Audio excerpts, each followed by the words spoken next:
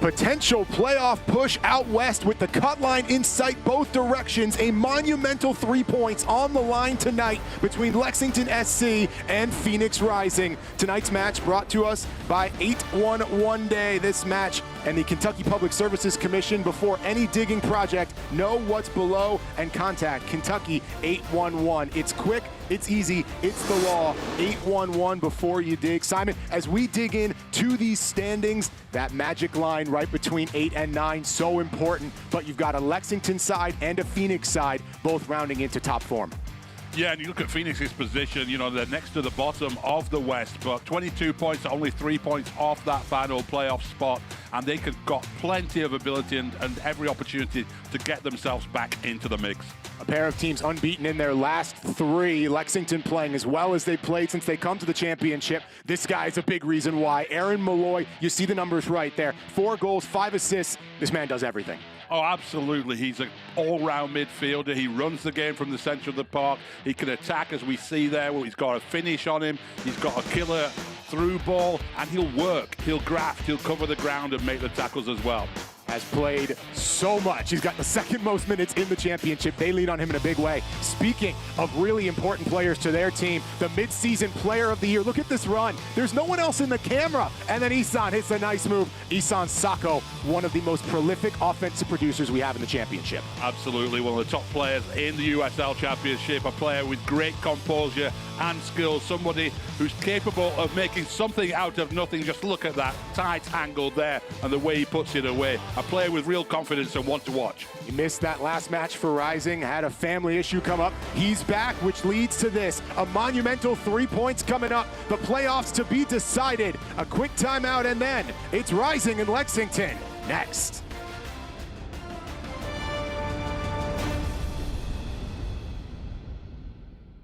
See that flag? That's a sign of someone who knows their stuff and didn't guess. It tells you who takes their work seriously, who did right by checking what's below first. Real pros know rain, roots, and time can nudge lines enough to turn a small job into a big problem. Every job starts with a plan that keeps you on track. So if you're gonna dig, do it like a pro. Contact 811 first. There's a reason why Toyota is America's best-selling retail brand. It's the quality, dependability, and reliability that you expect from Toyota. And that starts right here in the USA, where Toyota has invested over $49 billion into 11 different manufacturing plants, including the newest one, a battery plant for its electric and hybrid vehicles. There are now 13 different Toyotas built in the USA, with more on the way. America drives Toyota. Let's go places. It takes dozens of muscles to pinch your fingertips, countless neurons firing right on cue. But when a car accident left Allison paralyzed, it took a rare procedure by a UK healthcare expert to restore those lost motor skills so she could care for herself again, and for others too. It may look like an ordinary bracelet, but Allison knows ordinary is extraordinary. UK Healthcare, the power of advanced medicine. Lexington Sporting Club isn't just a team, it's your club. That's why you need the LSC credit and debit cards only from Commonwealth Credit Union. With your LSC card, you get exclusive discounts on tickets, merch, and get to celebrate your club with every swipe or tap. Show your Lexington Sporting Club pride and gear up with the ultimate fan accessory only from Commonwealth Credit Union. Here, we see you differently. This USL Championship match is brought to you by Embassy Suites. Phoenix Rising and Lexington, 2 teams, just a few spots separate the 2, each in tremendous form. For Lexington, the best they've played since coming to the championship. For Phoenix, unbeaten in their last 3, a group with talent looking to make their way across that cut line. These 2 will meet again one more time after this. It will be the final fixture of the season. So momentum and confidence to be decided today. And so as we dive in to this Lexington group, for Coach Mack, it's the same group the last 4. Very simple thinking for Lexington. If it ain't broke, don't fix it. Yeah, and that's invaluable, being able to have that consistency and continuity that you get from putting the same 11 out on the field week after week. The understandings and the combinations come from that. Goodrum up top will be the man to keep an eye on. No, Goodrum has been outstanding, going full 90 in that last match. Meanwhile, for Phoenix Rising, a few different changes. Of course, the return of Isan Sako cannot be overstated, but for Conrad Ambersley, the 19-year-old, getting his first start for Rising today. Yeah, he's come over from Coventry City, came through their academy system back in England, and then with Dominique Badji up front as well. That really is a powerful looking front line that Phoenix have. Played 20 minutes against Lights, and maybe in line for a bigger role today. The youngster getting the chance for the youngest team in the championship in Phoenix. They've battled injury, but now starting to round into form at the exact right time as we near the final stretch of play. Now is about when you want to begin to play your best soccer. Both Lexington and Phoenix have that exact opportunity. Yeah, it's all about momentum, isn't it? You know, you've got to get yourself inside that top 8, but you want to get in that group, going in there with the right form, the right attitude, and things clicking. You know, up to this point, Phoenix have had some injuries that have disrupted them, but you look at their roster and you think this is a team that should actually be near the other end of the table. Right, I think both squads feel that way, and it can begin right now in this final stretch. Lexington, a group that made some monumental acquisitions, now playing the best they have since coming to the top flight of the USL, and Phoenix, that exact same mentality headed into it. The Western Conference is stacked as it always is. There's very little separating these teams out west. We'll begin to decipher it over this last little bit, and now we get 90 minutes to begin to solve the playoff puzzle. Underway, Lexington and Phoenix Rising in a potential playoff preview setter.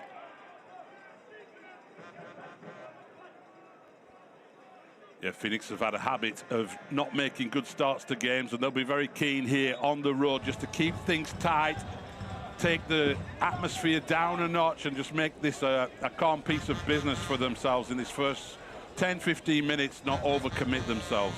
For Rising on the road, nearly every goal they've scored has come after halftime.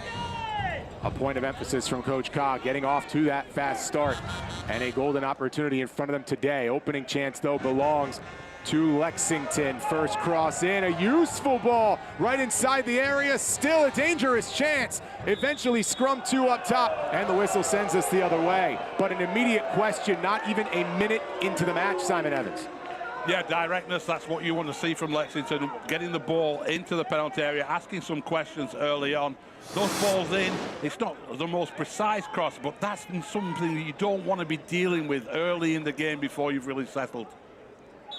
Usually you get that feeling out process. Lexington uninterested in the normal script, coming off a match in which they had 22 shots against Monterey. That is a season high for them in an offensive verve. And why not? For this Lexington team, they went out in the offseason and they set records. The single greatest transfer fee that we've seen in the USL Championship. They went out, they built for year number 2. And it's a group that, even though they're playing the best they have since they came to this level, they're walking around thinking, hey, this is how we should have been playing the entire time. Right, and it takes time. When you go out and bring new players in, it does take time for them to gel, and we're at that stage in the season where they should have gelled now. We should be seeing now the Lexington that they wanted to build when they went out and signed those players, and I think we will start to see that over the coming weeks. So they get the chance to build from the back in front of all of Assembly. Every single minute on the campaign for Lexington. A little over 1,500, his record matching his team, 7-6-4. 2 saves in back-to-back matches and top 15 in the championship in saves for Lexington.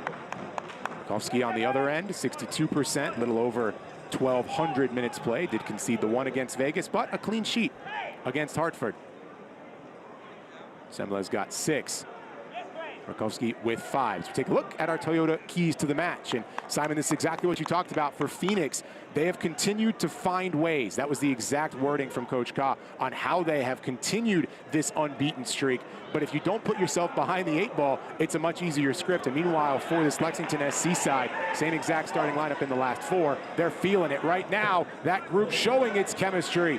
But a long first touch, forcing the extra run deep into the area. And just like that, Rising's defense has answered the bell twice in the first 3 minutes.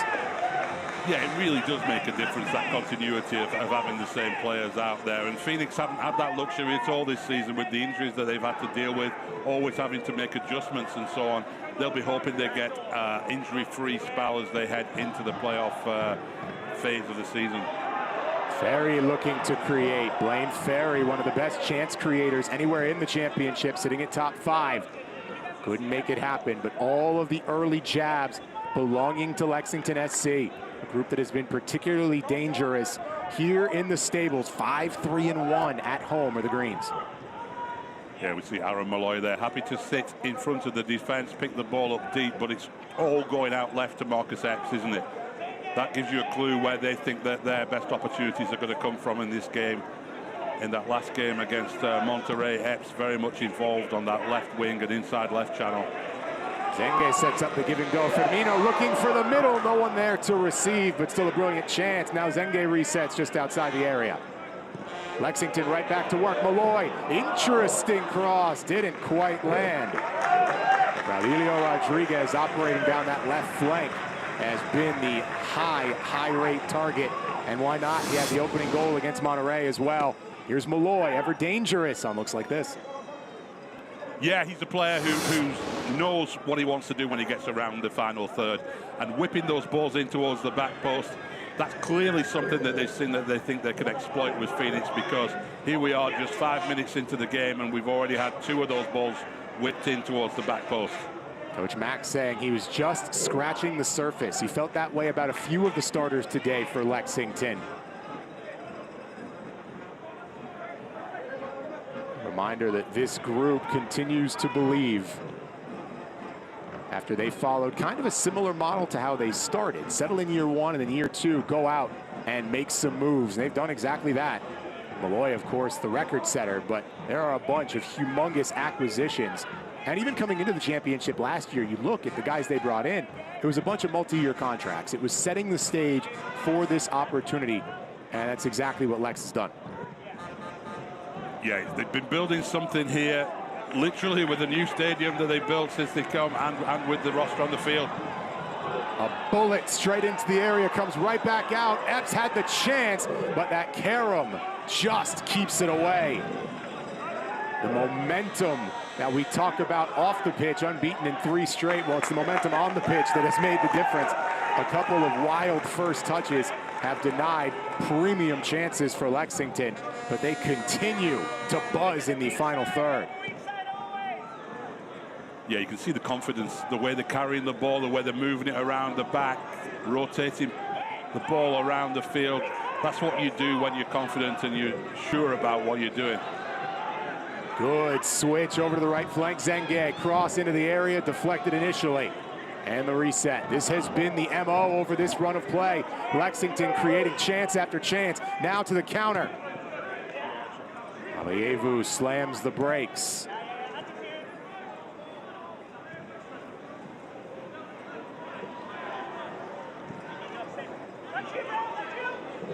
Rising side that is top 10 in the championship themselves, not afraid to create chances. Just a matter of sometimes that bad luck, right? You create opportunities, but for whatever reason, it just misses frame. That conversion rate certainly favors Lexington, but Phoenix unafraid to go after the goaltenders. No, and you know, they've got players who can score goals there. It's going to come in time, is that aspect of it, I think. You know, and you look at Isan Sakho is a player who his finishing ability is second to none, really. Goal stats don't always tell the story either, and Phoenix is a great example of it. They have forced 2 own goals in the last 3 matches. Sometimes you see that and you're like, oh, that's just bad luck for the other team. But if you've got 2 in the last 3, there's something you're doing. That's the agents of chaos that Rising bring to the table. Yeah, it's pressure, isn't it? Own goals come from pressure moments. So far in this one, though, the pressure belongs pretty much exclusively to Lexington.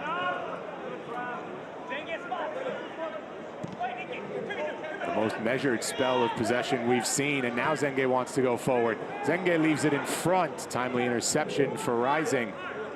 But the clear gives Lexington a chance to go right back. The middle third exclusively belongs to the Greens right now in the first 9 minutes. Yeah, it's a really impressive and confident start from Lexington. I think, you know, you look at the way that they're set up as well. They're not over-committing, but they're getting bodies into the penalty area, and they look like they're threatening every time they get into that final third. But there's a good, solid base to their side as well, and it all comes from Malloy, happy to sit in front of the defence, but then watch out when he gets into the final third as well, because he's got a shot on him, and he knows how to thread a pass through to the strikers as well. 4 goals on the campaign for Aaron Malloy. He's also the only Lex player with a multi-assist game. That's perfect for Green. Jacob runs under it. Green turning.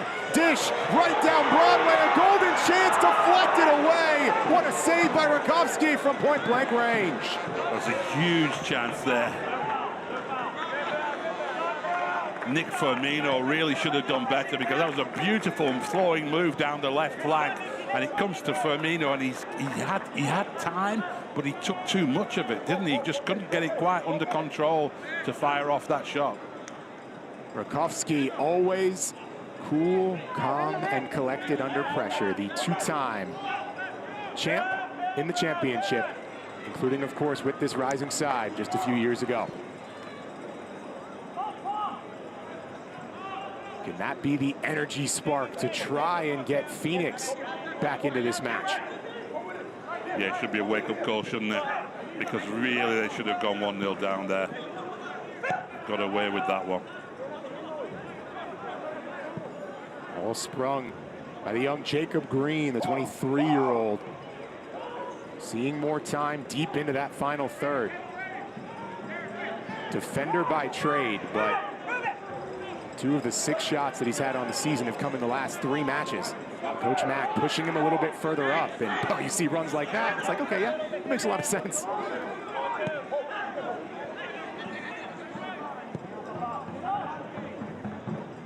Gomez switching down to the far side. Timely deflection, and it pops out. Tune in August 12th for the Brinks Tires USL Cup quarterfinals. After 4 rounds of interleague play, 6 championship, and 2 League One club remains alive as the knockout rounds begin. Catch all the action Wednesday, August 12th, starting at 7 p.m. Eastern, ESPN+.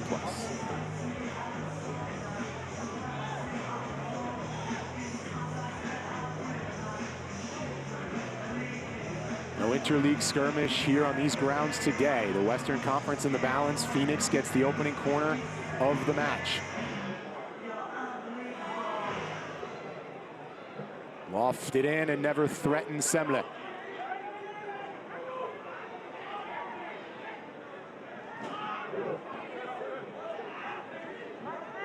Still rising, well served to get some time down on this end of the pitch.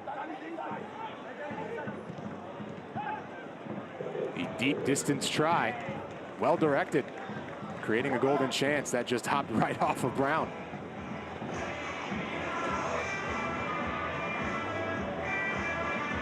Yeah, the way this game has gone in the opening 10 minutes, you think that set pieces might be the way that Phoenix can get something out of this game, because when it comes to possession and open play, Lexington very much on top.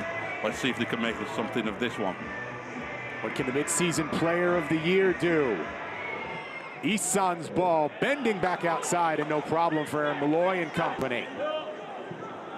Johnny Mosu resets up top.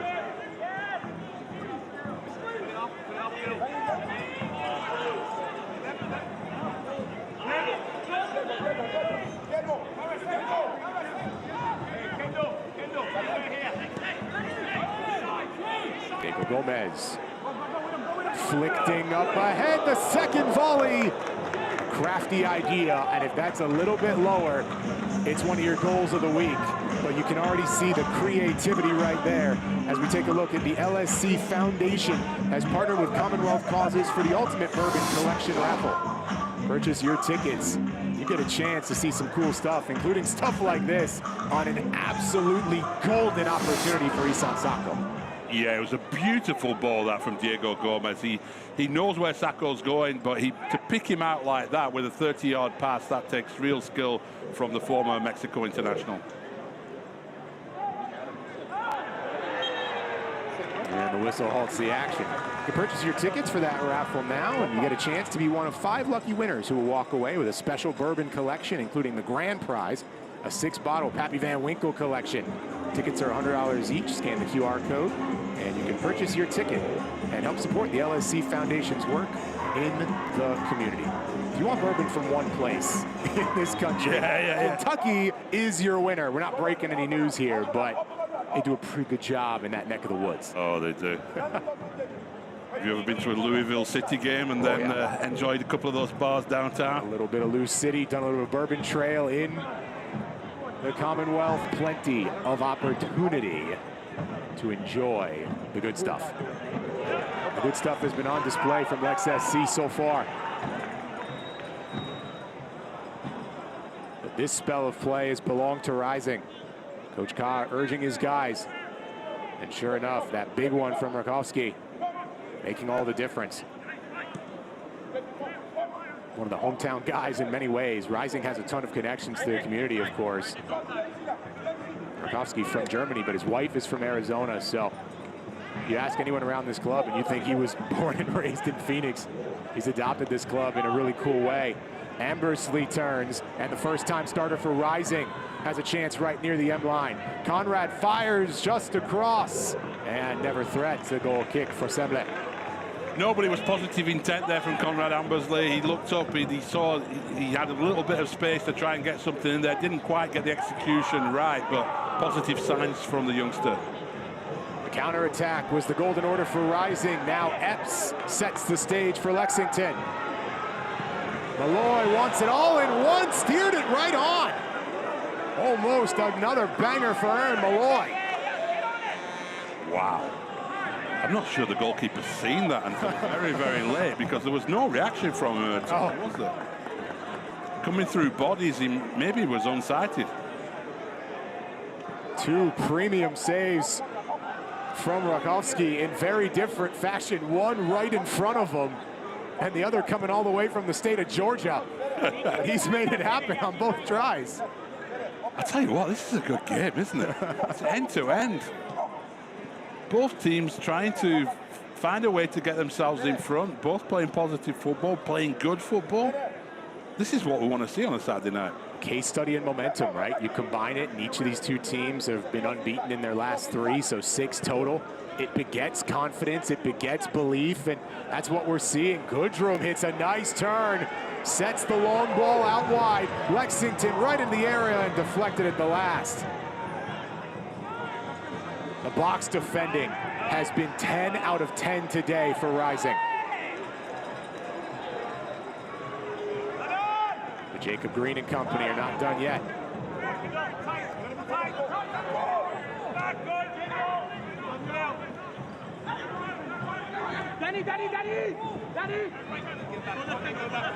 Create that sense of danger. Rising conceding so early against Vegas. Today they've weathered the storm in that early going. It's a whole lot easier to be crafty, find a way from a level standpoint instead of working behind, but you give the youngsters from Rising a lot of credit. They have never given up on any opportunity. No. I mean, Malloy just looks up. He knows what he's going to do. I think he took a deflection there on the way. That's maybe what's caused it. Let's have a look. Yeah, I think just took something off the defender. But good goalkeeper, you know what? It's not elegant to save with your chest. It's not orthodox. But you get your body behind it. You keep the ball out. Right. You ask any goalkeeper, greats like Peter Schmeichel, and they will have done that at some stage in their career, because that is far better than trying to look orthodox and seeing the ball fly past into the net. Or you try and deflect it, and all of a sudden there's a juicy rebound right in front. It doesn't have to be pretty. We don't write where the save is. We just write save, and that's another for Rakowski.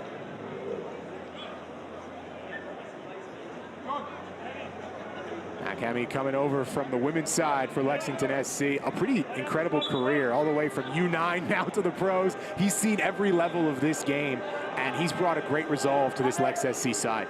I love to see that, I really do. It doesn't happen enough in coaching. There's so many great coaches at youth level and in the women's game who don't get that chance to cross over, and it's good to see that happening. And of course, Lex SC's women's team rewriting the record book in every sense. He was excited to see it. Now they want to bring that exact same mentality here to the men's side.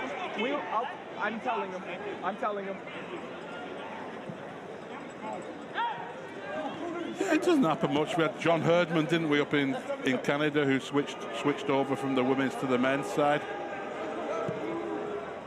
It can be done, and it can be done very, very well. And he's really starting to make his impact on this Lexington group as they found their core headed into the final stretch. Perhaps case in point, working quickly down. Epps flips the point of attack. Firmino calms it down. Firmino looking to break the move. Firmino splits the difference through the 5-hole. Somehow steered it towards goal, and Rakowski survives again. Threat not done yet. Epps reclaims. Right back into the area. A little timely deflection. And Lexington SC, a golden chance. Yeah, they're knocking on the door here, aren't they? And it's Firmino again getting into a dangerous position. He does well to get that on target. Pushed out by Rakowski and no one following in.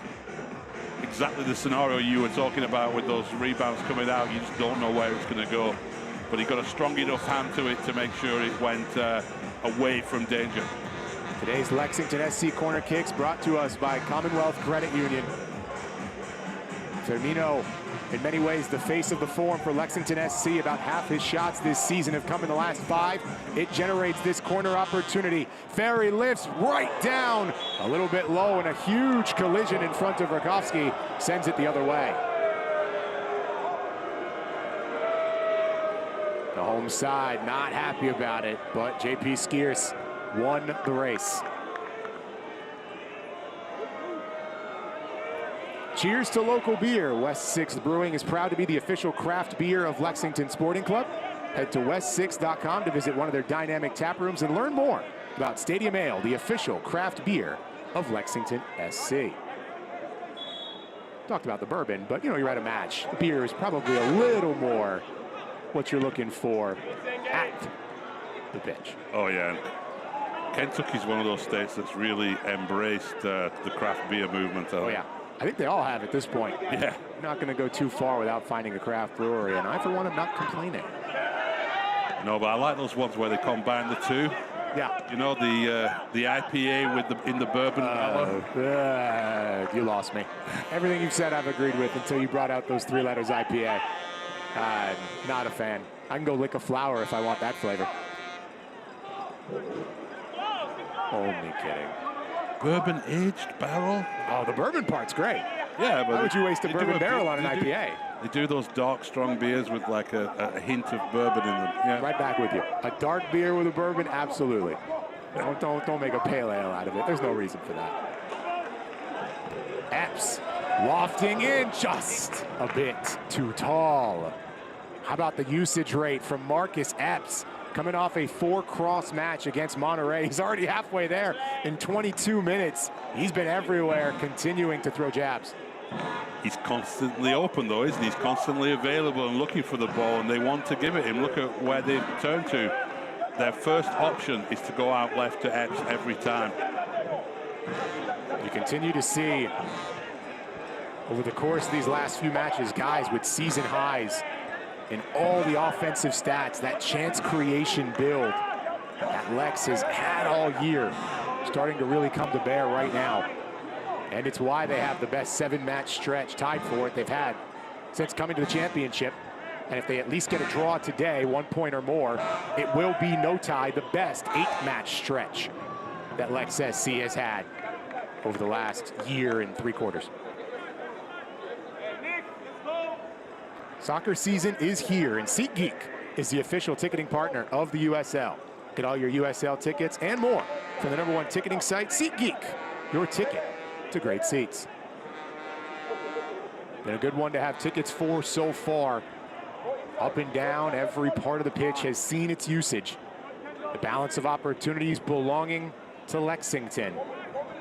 But Isan Sako nearly added another to his highlight reel about 10 minutes ago. Yeah, you feel if anything is going to come for Phoenix, certainly in this first half, with the way they've approached it, it's going to be on the counter-attack. But Lexington are smart. You know, they're enjoying this pressure, but without overcommitting. You know, when they're out of possession, they're very quickly back into that shape to reduce the threat. But the threat is there. Absolutely no doubt, with Conrad Ambersley on the left, Badgie down the middle, and of course Isan Sako himself out on the right. An overlapping run. Jacob Green goes down. The Greens fans want the foul, and they will not get it. Looked like an arm outstretched. Was it enough for a free kick? Let's have a quick look at it now. Another smart move. There's an arm across him, yeah. I think he's unfortunate not to get a foul there. I'm kind of with you. Popmar Boy did a good job because it did not get called, and therefore it's proper defending, but that one's on the edge. Yeah, it's a play on, and Rising will do exactly that. Good move, hitting the accelerator of Ayu, but it's too strong. Oliver Semble not to fall asleep back there. He hasn't been involved very much, but the veteran goaltender right there for the grab. Yeah, I think it's one of those situations that's going back to that foul where I think if it's shoulder-to-shoulder contact, the referee's going to let that go. But if the arm comes out, that's a different question, I think, and that should have been a free kick. Second-year head man for Phoenix Rising. Coach Cobb playing his international career for Norway, and maybe unsurprisingly or coincidentally, this run for Rising starting at about the same time that Norway's World Cup run got going. Maybe a synergy there. Erling Haaland, Pamadou Ka. Who could say? See if they can get on a playoff run. They should start doing the Viking row. That'd be cool. In Arizona.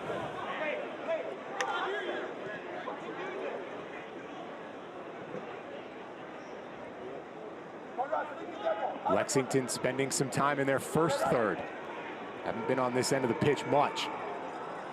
It has been pretty consistently everything forward. That's the philosophy from Coach Hemi, so it's no surprise. And here we go, Zenge. Clean inside, Firmino. Held serve long enough, and a great chance here for Lexington. A couple of corners in short order for the home side. It's a Commonwealth Credit Union corner kick. Well, he sort of gets himself in position there. Not a great deal of contact with the ball, actually. Everything is a learning opportunity for this young Phoenix side. The group out there averaging about 25 years old. Ambersley taking that down as a 19-year-old. Everything educational for Coach Ka's side. And so far, they've largely learned the lessons of these last few matches. Lexington wants to change that. Epps looking for the big volley inside. It comes right back to him. We'll try it again. Initial corner play, reset it. Now it'll be Blaine Ferry.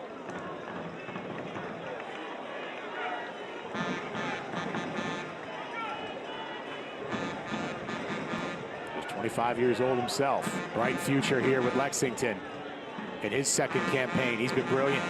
Ferry fires into the area, bouncing ball, cleaned it first. Still a threat, Epps buzzing.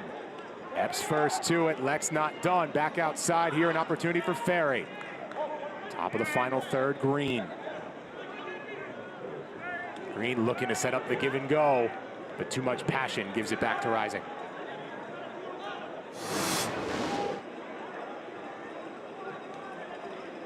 Everything requires a lot. Good job by Andrew to get out of the way right there. Luckily, he's all good. The camera's all good.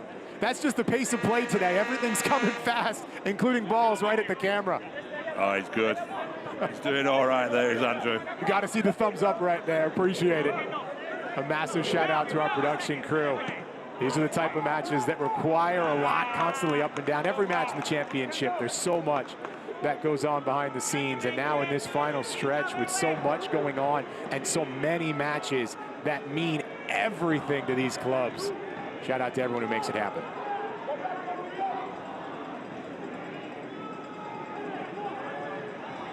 Epps battling up top, quickly whipped in.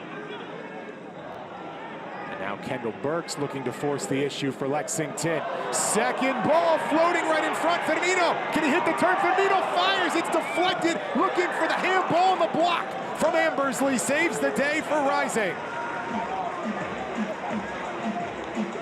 This time Firmino does much better. He hesitated too much with that earlier chance, but here, when the ball lands at him, he's looking to try and create space. He looks to go on his left foot, it's blocked. It's good defending from Phoenix, that's all that is. You can't criticise Firmino there. He's trying to create space and openings, and great defending. Just bad luck too. You're trying to set yourself up for a rebound. You wind up interceding on the shot, but still another corner kick for Lexington. Phoenix got the first and then 3 in a row for the home side. Blaine Ferry igniting the set piece. And set piece defense has been plus from the visitors. Colin Smith running towards the end line. Somehow Firmino got to it. No, he didn't, but it was close. Whether you're headed to the next match or your next road trip, step into class and experience luxury performance at GenesisofLexington.com. Genesis of Lexington, part of Don Franklin Auto Group and proud partners of LSC.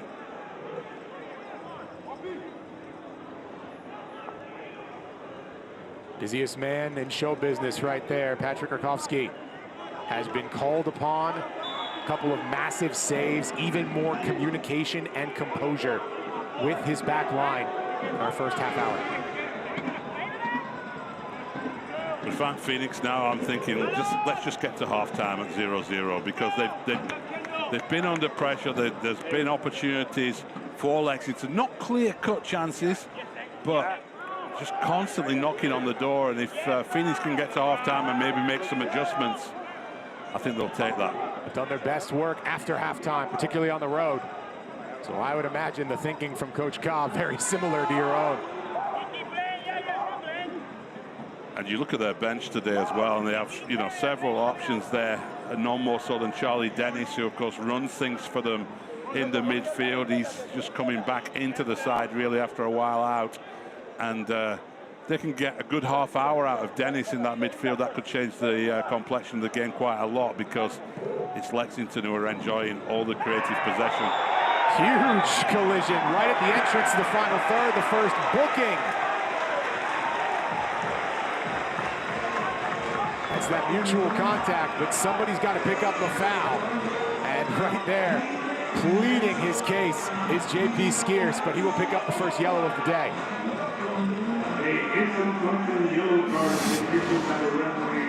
Yeah, it's a long ball over the top. Goodwin going, and he just cuts it. I think that's just a collision. I understand why Spears is a little bit frustrated there. I don't think he's looking at him. I don't think he's looking to bring him down. It's one of those that, you know, the consequence of the game is quite serious in that situation. You're the last man at the back. But I don't think there was much intention there, and now suddenly Lexington have this free kick in quite a dangerous position, and Aaron Malloy looks like he's got his eye on this one. JP Skeers picks up yellow number 5 on the campaign. I don't feel like Malloy is going to leave this to his teammate. Blaine Ferry is one of the primary distributors, but so is Malloy. 2 valuable options. It is Malloy straight into the wall, but it comes right back to him. Malloy, he wants it right back there, right inside the area. But Lexington will take their time. Nifty little pass, sets up Rodriguez, but Aurelio leaves. There's the turn, beautiful move through, and the shot blocked at the last.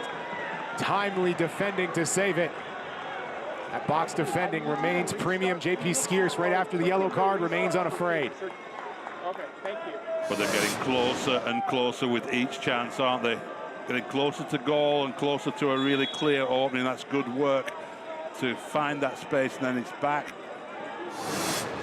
Last-ditch tackle. Skeers manages to secure the deflection off the greens as well. There's a reason JP Skeers has been out there for every single minute of Rising's campaign. Plays like that are most certainly why.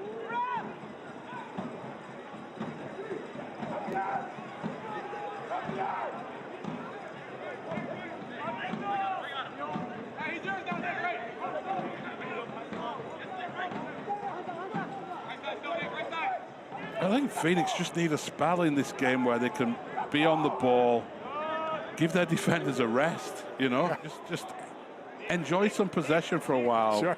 Rotate the ball around. It's been pretty relentless from Lexington. Easier said than done. Rising certainly would be well served. I think Rakowski's thinking exactly that. Sits on it a little bit, allows his guys to try and come with some composure. That press from Lex SC, unrelenting.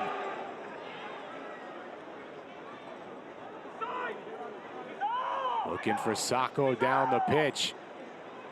If you're looking for one dude to flip the pace of play, that would have been it.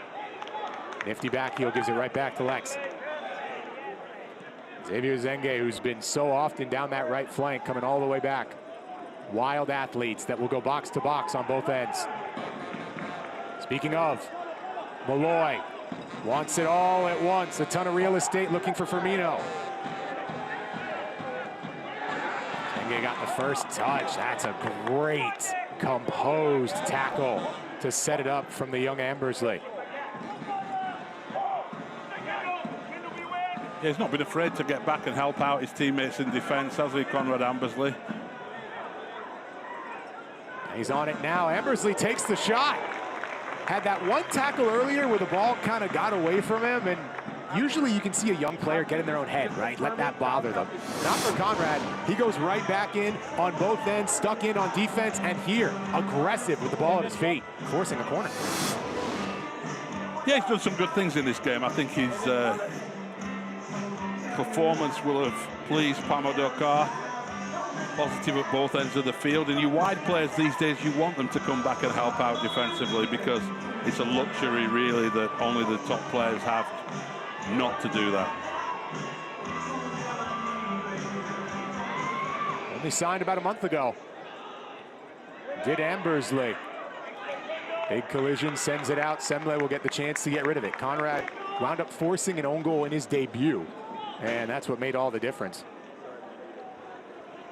Can't watch the match? You can tune in on Sirius XM FC 157, North America's only 24/7 source for engaging soccer talk, including USL All Access on Tuesday nights. Plus, you can hear live matches from the USL, MLS, Premier League, and more, all on Sirius XM FC 157 and the Sirius XM app.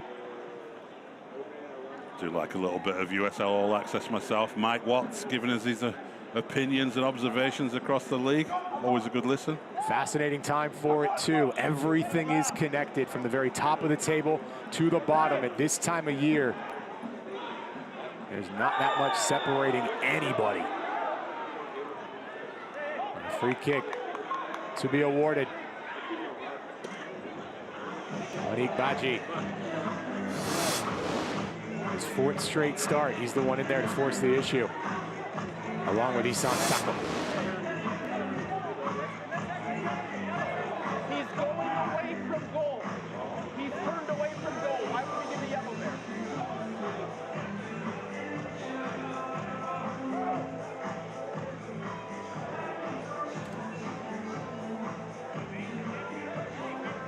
And just as we were noting with Aaron Malloy at the other end, that there was no doubt about who was going to take the free kick and what he was going to try to do. I think looking at the body language of Isan Sacco here, we can guess he's going to be going for one of those two top corners. And I think somehow if there was no doubt with Aaron Malloy, there's less than no doubt for Isan Sacco. He's looking at that top corner. Already bagged 3 braces on the year, can score in bunches. Now he looks for his first of this match and the opener from this free kick. Sacco goes for goal, and Isan Sacco continues to create a high heartbeat rate for Lexington SC. He wasn't far away there, was he? Short run up, right foot, going for that top corner, and just inches over the bar.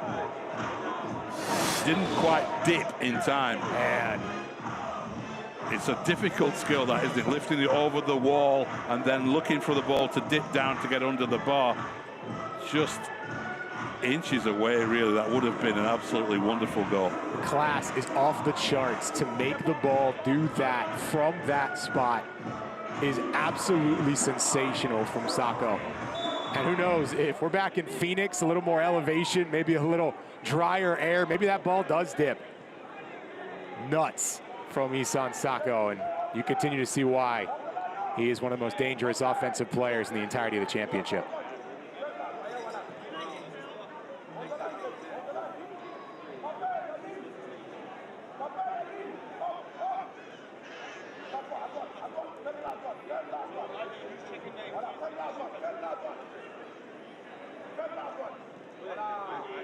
And Brown once again getting the start.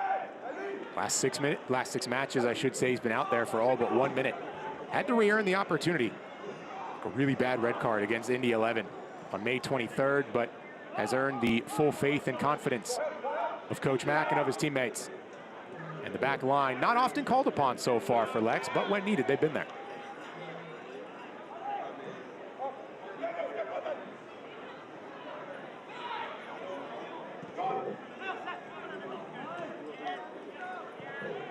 Nice.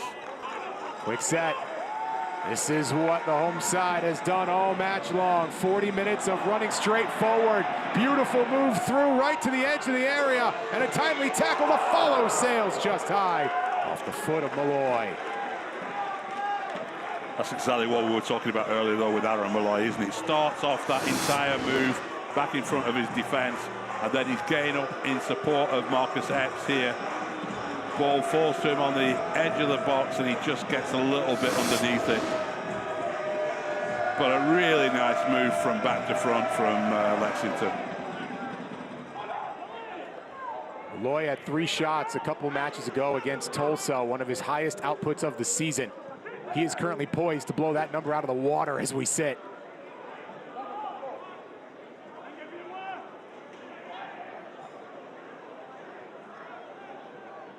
Sacco starting to drift a little bit deeper, isn't he, in search of the ball. He'll get a good run on it. Isan looking for the cross, and does indeed win about the deepest possible throw for Rising.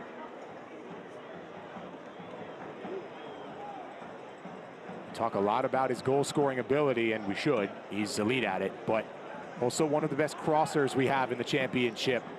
When you draw as much attention as he does, it can take the eyes off of his teammates. And Isan is not afraid to take advantage of that fact.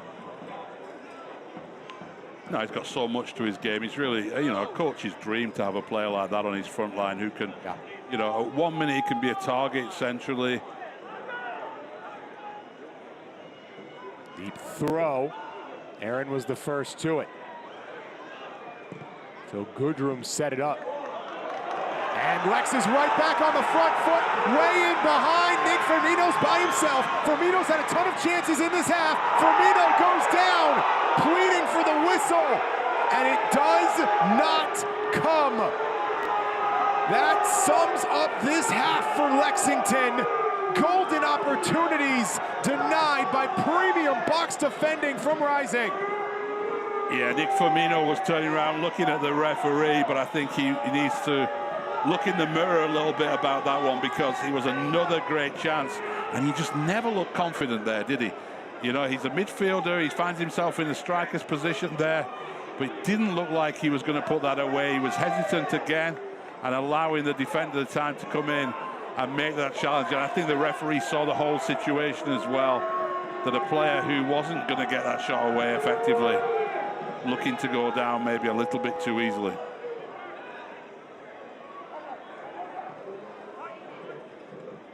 As we close in on halftime, there's no question the momentum and pace of play will have favored the home team. But Rising is going to have a lot to like, particularly defensively, as they get the halftime talk from Coach Ka. Maybe even more. Sacco hits the move. Isan centers. And a set piece for Rising. The interesting thing about this game fundamentally is that Lexington have created the chances and not looked at all confident in front of goal.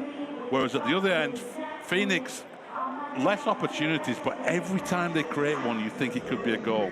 You know, they look much sharper in the final third. You wouldn't think it. This is a Lexington team that's one of the best in our league at conversion rate. So when they get chances, they make it happen. But this game has bucked that particular trend on the season. Not been falling to the right guy. They want the chances to fall to Phil Goodrum, you know, and it's not. It's been midfielders. Goodrum and Malloy tied for the goal lead. Corner kick whipped in. Again, that defensive group for Lexington up to the task as well. Yeah, I mean, the chances have fallen for Nick Firmino, who's done a lot of good things in this game. I'm not picking on him at all, but there's been 2 or 3 opportunities for him inside the box in this half, and they'd really much rather those opportunities were falling to a striker because, well, maybe he's going to make my words in the second half when he curls a couple into the top corner.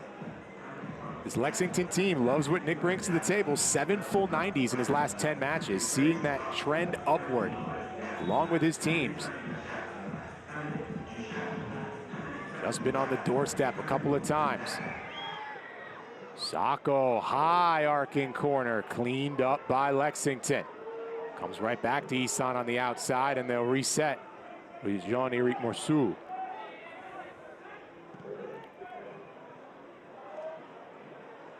Good composure from Oliver Semble.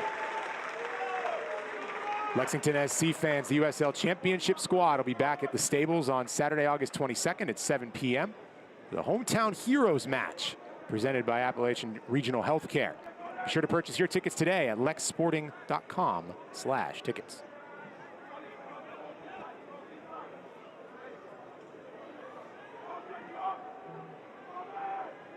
Been a brisk first half.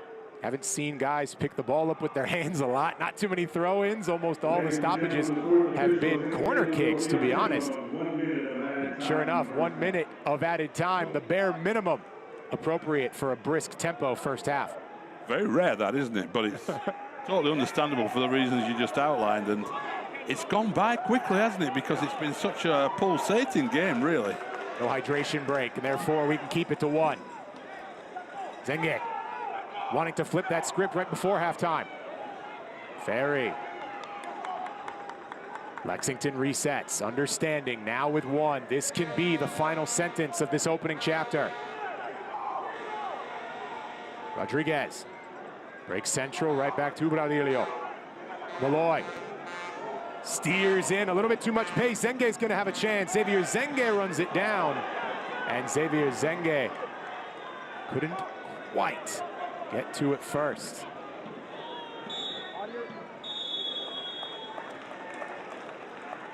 And so that brings us to halftime. Expected goals, momentum, confidence, all favor Lexington, but the score remains exactly where we started. 0-0 through 45, and this matchup can be summed up by what each team has done inside that big box on the field.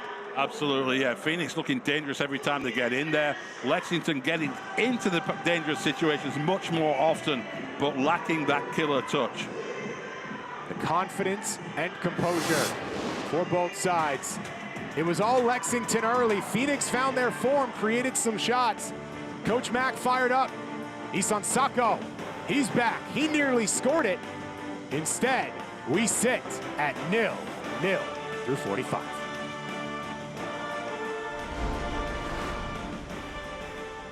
There's a reason why Toyota is America's best-selling retail brand. It's the quality, dependability, and reliability that you expect from Toyota.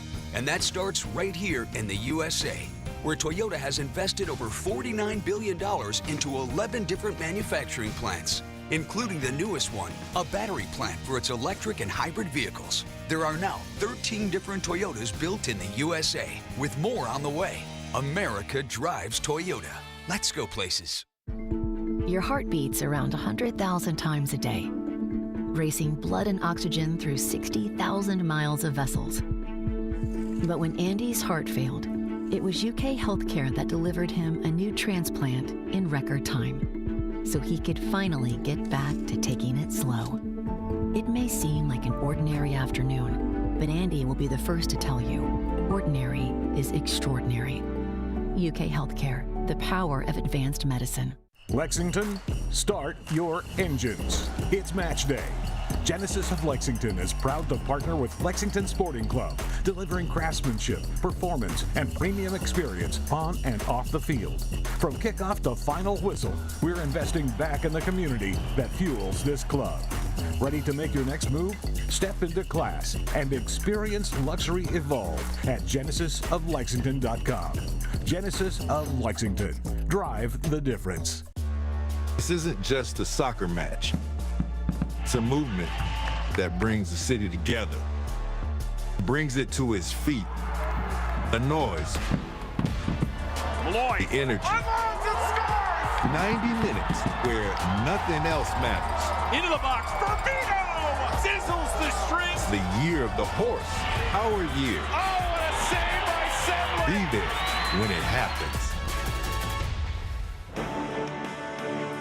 A phenomenal match so far in the USL Championship, a pivotal playoff, 3 points on the line between Lexington SC and Phoenix Rising sees us absolutely even. 0-0 here at halftime with the two teams out west. Well, there's already been some plays in both directions that are highlight reel worthy, and so we get a chance to take a look at the top of the highlight reel, the USL Championship goal and save.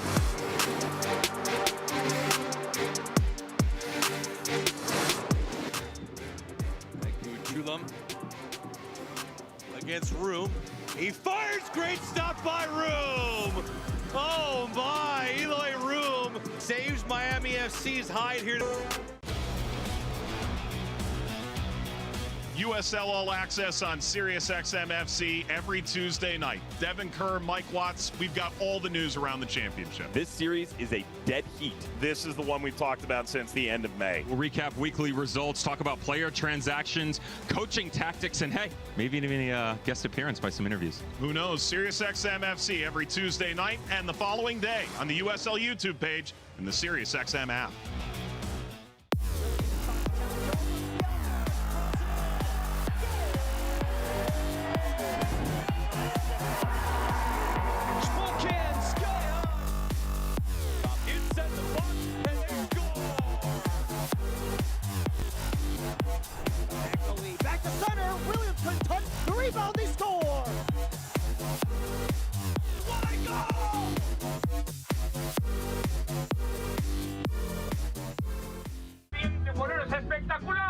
Hay mucha fiesta, señor Martino. Hay de revancha, doctor. Pero falta gol. Estamos a esperar a Hugo. ¿Hugo Sánchez? Sí, tira para adelante. ¿Quién maneja? ¿Un futbolista?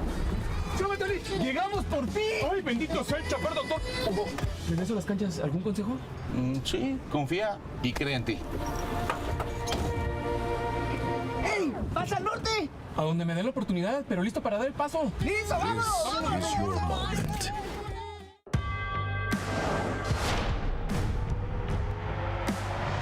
Prinks Tires in the USL help soccer journeys everywhere to drive harder. From city playgrounds to suburban sidelines. From early mornings to late nights. From fun with friends to winner takes all. From the biggest fan to the biggest heart. And at every turn, Prinks Tires will be there for the long haul. Pain doesn't care who you are or why you hurt, but pain can be mastered if you know the way. Fight back with Tiger Balm's legendary herbal power. Trusted for over 100 years, our proven blend of camphor, menthol, and essential oils tames pain with the strength and speed of the tiger, so that you can rise above pain and get back to living. This is the way of the tiger. This isn't just a soccer match. It's a movement that brings the city together, brings it to its feet. The noise, the energy. 90 minutes where nothing else matters. Into the box, Firmino! Sizzles the string! It's the year of the horse, our year. Oh, what a save by Semler! Be there when it happens. It is time for the USL halftime update in the championship. Dan Lucas inside the USL studio with the headlines. The Tampa Bay Rowdies staged their improbable 5-4 comeback victory over Louisville City last weekend, with all 5 goals happening in the second half. Now, believe it or not, that's the 3rd time the Rowdies have pulled off that feat since joining USL, the most in championship history. Orange County SC made its grand return to Championship Stadium with a 2-0 win over El Paso Locomotive, its first league match at home since late April before the World Cup began. OC played 9 consecutive league games away from home, including a neutral site home match, winding up on top of the table in the Western Conference. On Wednesday the 12th, it's the Prinks Tires USL Cup quarterfinals. USL will perform its test run of football video support, allowing coaches 2 requests for video review of 4 areas: goal or no goal, penalty or no penalty, direct red card, and mistaken identity of a yellow or red card. Upcoming national spotlight games, all on CBS Sports Network. Omaha hosts Richmond on the 16th. Phoenix Rising in Colorado Springs on the 19th. That game is also on 2DN. And then Orange County FC Tulsa on the 22nd. This is the USL Halftime Update. Let's get you back out to your match.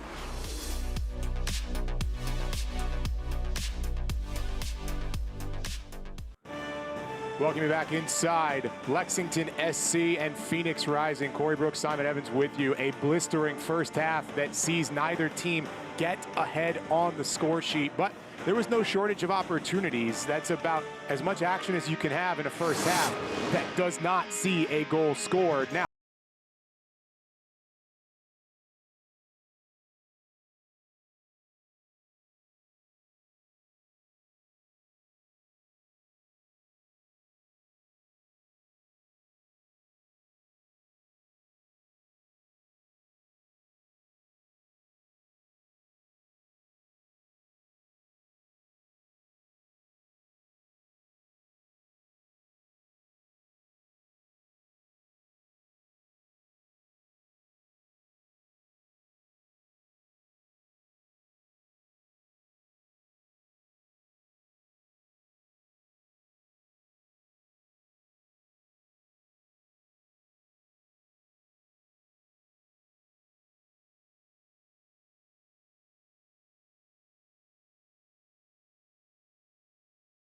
screen you saw where they are currently active right now, but of course everybody will be wanting to watch that late night game between Orange County and Tampa Bay. There's been plenty to watch in this one as well. We'll break it all down, but right now the score remains exactly where we started, all even at 0. Lexington, start your engines. It's match day. Genesis of Lexington is proud to partner with Lexington Sporting Club, delivering craftsmanship, performance, and premium experience on and off the field. From kickoff to final whistle, we're investing back in the community that fuels this club. Ready to make your next move? Step into class and experience luxury evolve at genesisoflexington.com. Genesis of Lexington. Drive the difference. Hearing is a marvel most take for granted.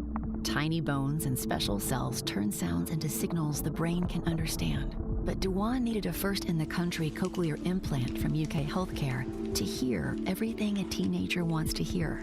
Dewan, homework. And everything they don't. It may sound like an ordinary school night, but just ask Dewan. Ordinary is extraordinary. UK Healthcare, the power of advanced medicine. Lexington Sporting Club isn't just a team, it's your club. That's why you need the LSC credit and debit cards only from Commonwealth Credit Union. With your LSC card, you get exclusive discounts on tickets, merch, and get to celebrate your club with every swipe or tap. Show your Lexington Sporting Club pride and gear up with the ultimate fan accessory only from Commonwealth Credit Union. Here, we see you differently. There's a reason why Toyota is America's best-selling retail brand. It's the quality, dependability, and reliability that you expect from Toyota.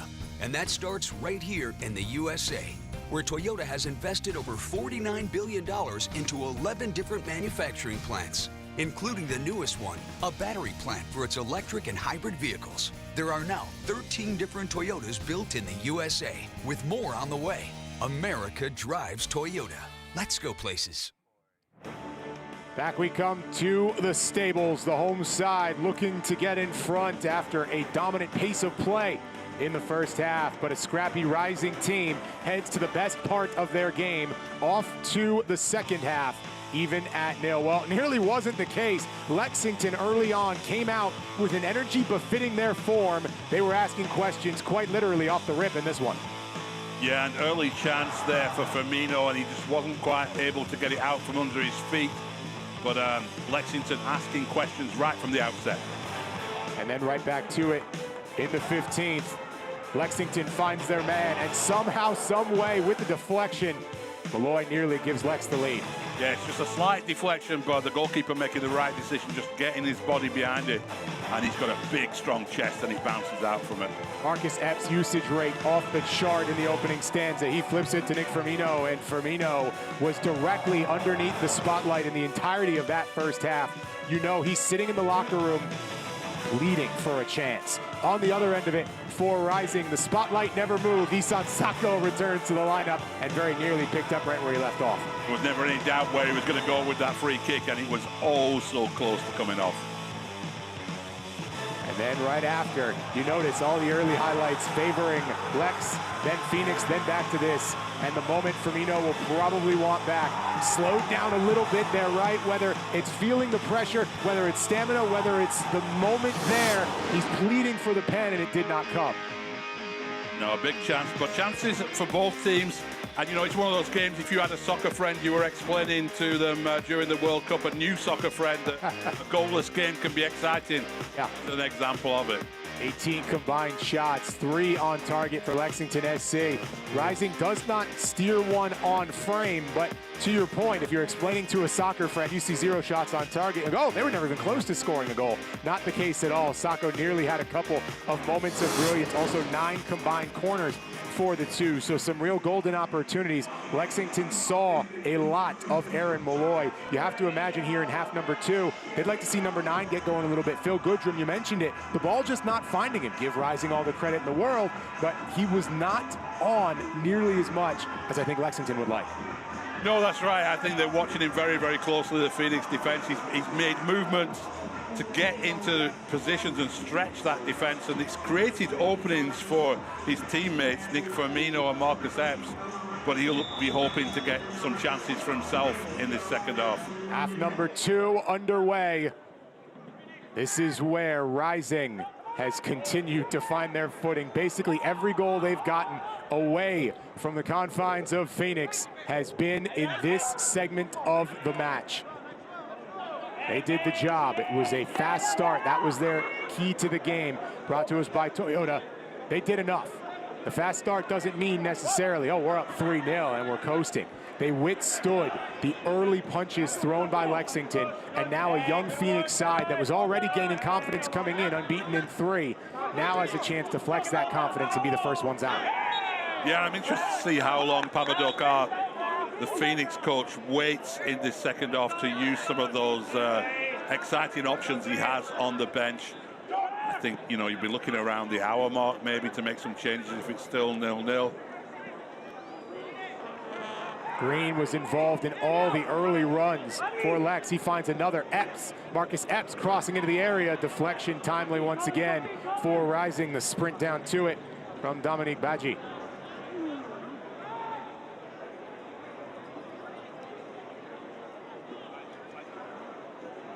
That's probably the guy on the other end. If you're rooting for Rising, you'd like to see the ball at his feet a little bit more. Has had a shot in basically every appearance since June, has already notched a goal. Has been a huge contributor since coming into this lineup in these last few matches. You wonder if the vet can once again get Rising out in front.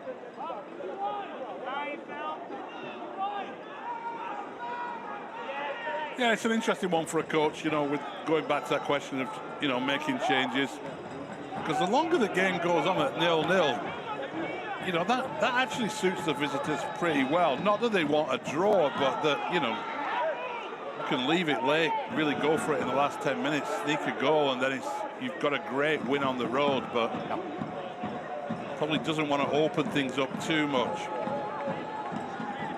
It is back-to-back draws as we sit for Rising. Whoa, that was a dangerous play. The reset comes. Rising a golden opportunity and a miscommunication. Semle rarely caught out on the front foot. That almost exploded in front of him. Great foot from Jacob Green saves the day.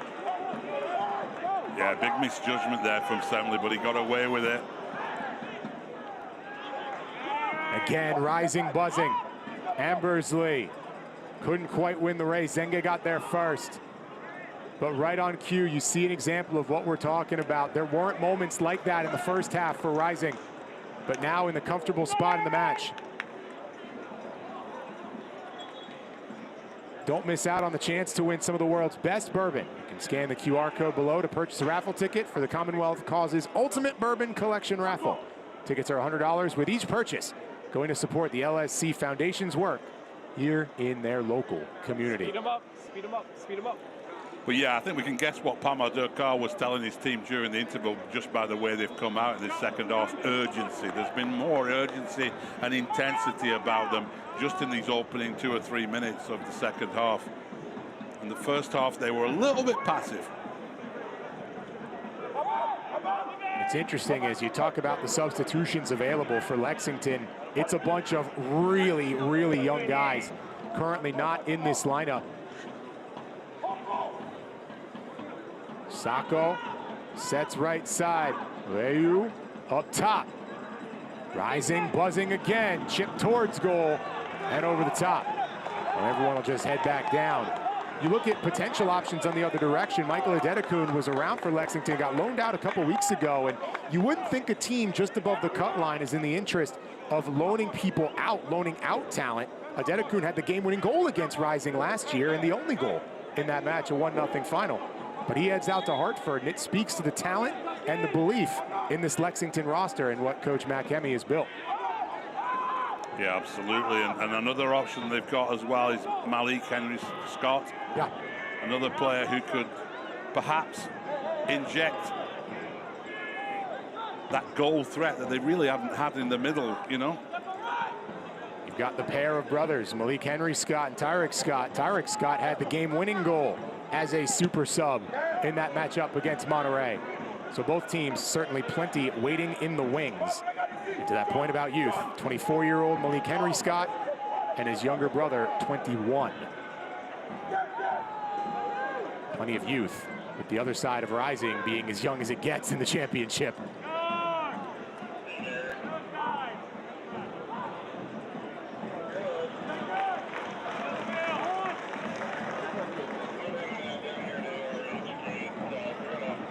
On ahead, trying to get through Rodriguez, but Aurelio Rodriguez has been a spark plug for the Greens, and now he gets a free kick at the doorstep.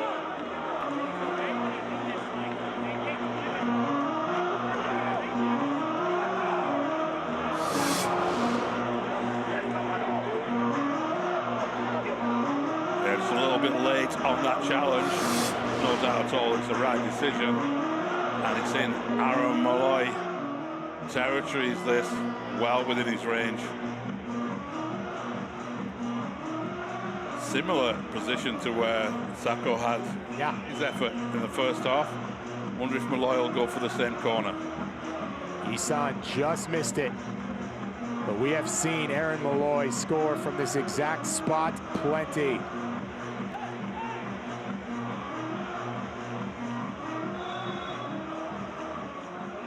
Earlier free kick was into the wall. Can he find the height? Instead, from the other side, straight to Rakowski. So Malloy the diversion that time. But Patrick Rakowski, as he has been through 52 minutes, right where he needs to be.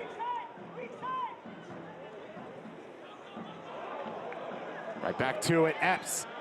Epps, calm. Epps, waiting. Epps, holding.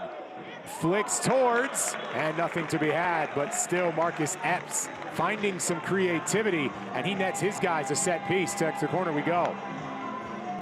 Yeah, he was doing everything he could, wasn't he, just to create that little half a yard of space to let off a shot. Ball flung over to him on the left. Nice first touch, but it's tight, he's going to go inside. That's a lovely little bit of movement to create space for the shot, but just couldn't find it on frame. His 10th year as a pro, and that was some veteran movement right there. From the 31-year-old Marcus Epps.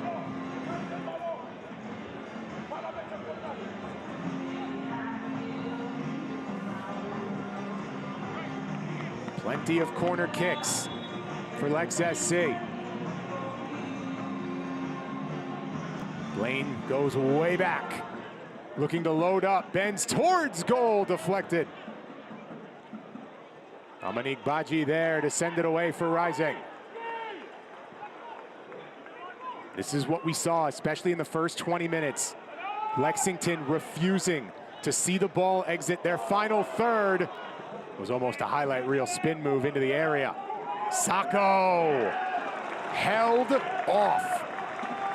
That is a monster run by Javane Brown that will not necessarily be seen in the stat sheet, right? There's no way to encapsulate other than watching, but that is an A+ play from Brown. Absolutely essential, because Sacco was away and clear, and we've seen on those highlights reels before the game just how dangerous he is when he gets in a one-on-one situation. Really good work there from Brown. A fixture in this lineup the last few weeks. Plays like that are certainly why. Colin Smith sent it in. Sacco buzzing. But back out for the throw. Lexington Sporting Club is thrilled to offer Lil Kickers, a nationally acclaimed youth soccer program built for children ages 18 months to 9 years. Sessions are now live, and you can sign up at lexsporting.com/youth. 18 months. Start them young, yeah? Get them in the system. Hey, it gets younger and younger, my friend. It's just the nature of it. We were talking about Tyrick Scott earlier. He joined North Texas at 5 years old. He was in their academy. You know how it is, especially abroad, and American academies are catching up. They come in young, and they get indoctrinated into this game, but it works.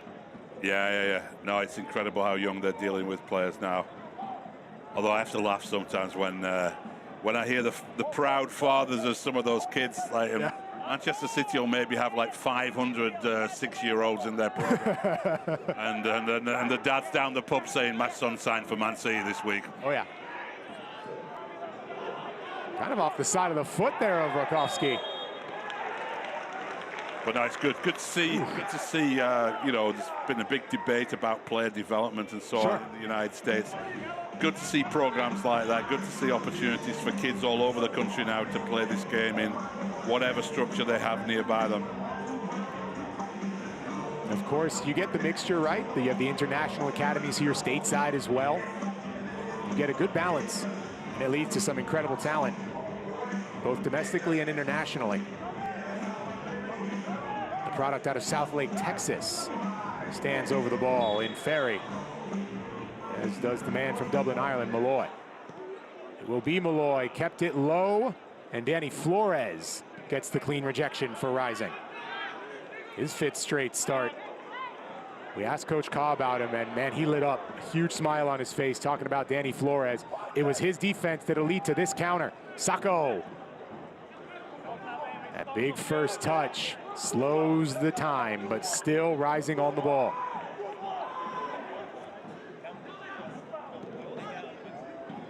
Now Phoenix wants it all at once. Bomb it down, Colin Smith. Runs his guys the deepest possible throw.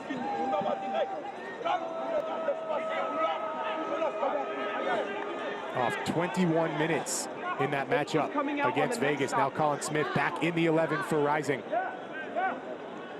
Made some big time plays already, some big deflections. Played for Coach Ka at North Texas. Yeah, he's a very dependable defender, isn't he? He's the kind of player who doesn't let you down. I'm sure that's why Coach Ka is glad to have him under his wing again.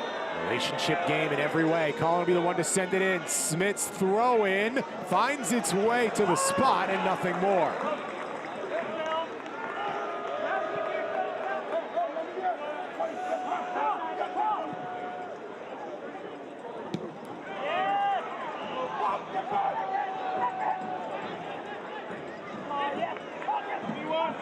Malloy Surging ahead. Baudilio plays Epps. Marcus Epps creates the corner kick for Lexington.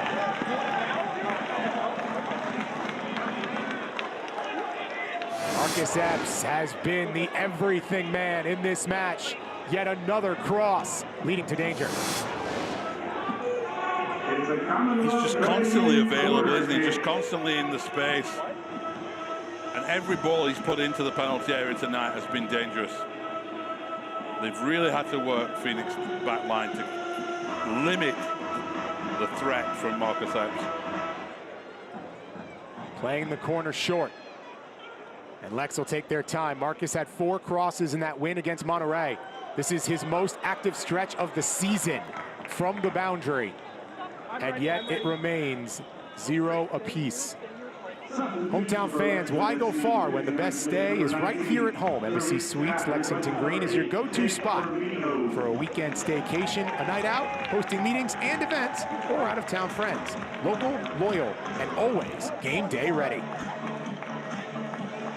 Well, Simon, you called it. There were super subs on both sides. It will be Lexington SC going first. And the super goal scorer with the game-winning goal against Monterey will make his match debut. Tyrek Scott on for the Greens. Yeah, Nick Firmino not looking happy as he goes off, but clearly at 0-0 approaching the hour mark, there's no doubt at all that Lexington needed to do something to give themselves that little bit of extra spark in attack, and that's the job of Tyrek Scott to deliver on that. Jamaican under-20 international. Right on cue as we were talking about starting him young. He was playing with a ball while Malik was trying out for North Texas. The coach looked over and goes, what about that kid? I want him on the team as well. Yeah. Joins up at 5 years old, now trying to make an impact. Played to the middle, deflected again by Rakowski. The second ball sits just over the top from Malloy. Oh, a golden spot. We've seen Aaron convert from there so many times, but still the wall remains in front of the twine for Lex. And he looks disappointed, doesn't he, there, Aaron Malloy, because that was the perfect situation for what he does so well. The pressure, the defense being sucked in. Good save there. Ball coming out to Malloy and just find the target and it's a goal. Tyrek Scott has been in this match for under a minute and he already finds Goodrum. That's the first time that Phil's had a big chance in the area and nearly generated Lexington's first. An absolute spark plug in Tyrek Scott. Home side right back on it. Malloy sets the free kick quick. Bouncing ball, foul redirects the other way.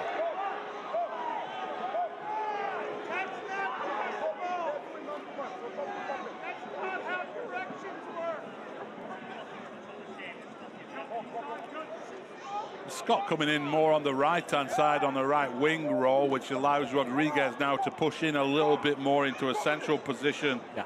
To work with Phil Goodrum and give him a little bit more support, because he has been a little bit isolated centrally, and I think that's a smart move to give him that extra support from Coach Hemi. A great job by Coach Khan, his side as well, to isolate one of the most dangerous goal scorers in the league.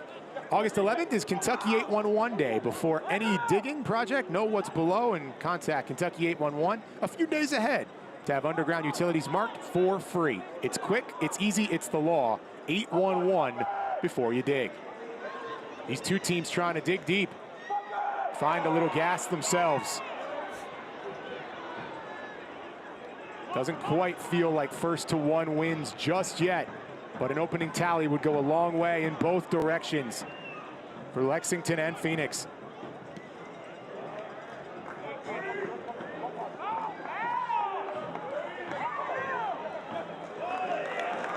Green wins the duel and gets a round of applause from the home side. Defenders can often be overlooked. It's a smart crowd here at Lex. Yeah, appreciating what they see. And he really has been excellent tonight, hasn't he? Woo! Fantastic back heel, Rodriguez again!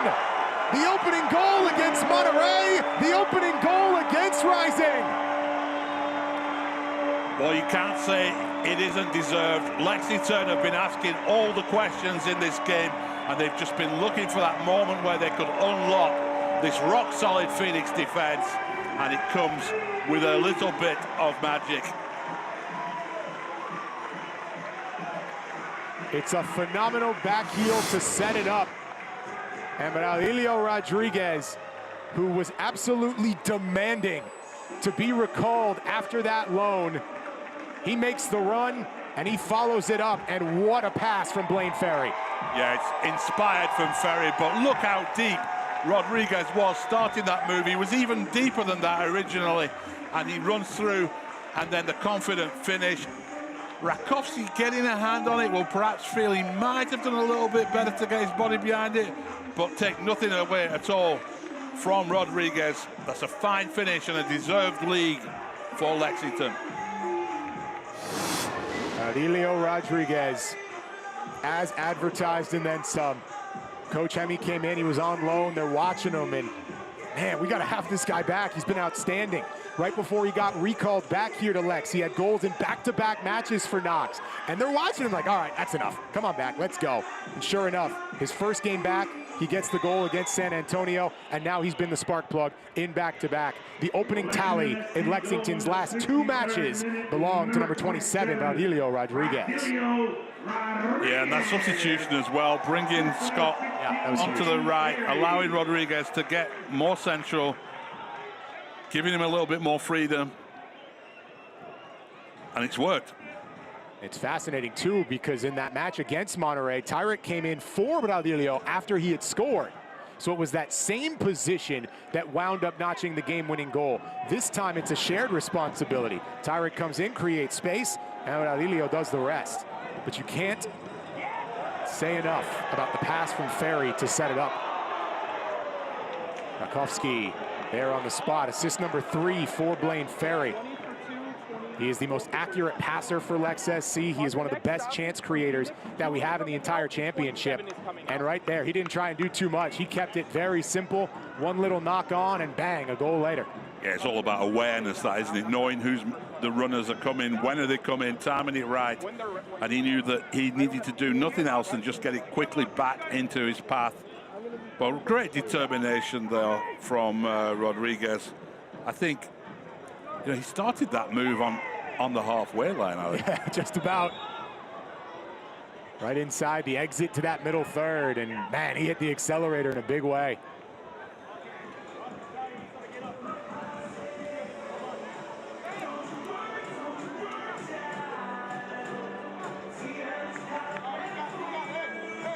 Meanwhile, Kavian Brown feeling a little bit. Gervain has not left the pitch much these last few weeks. You know he wants to stay out there and continue. Coach Hemme watching on, his guys finding their way ahead.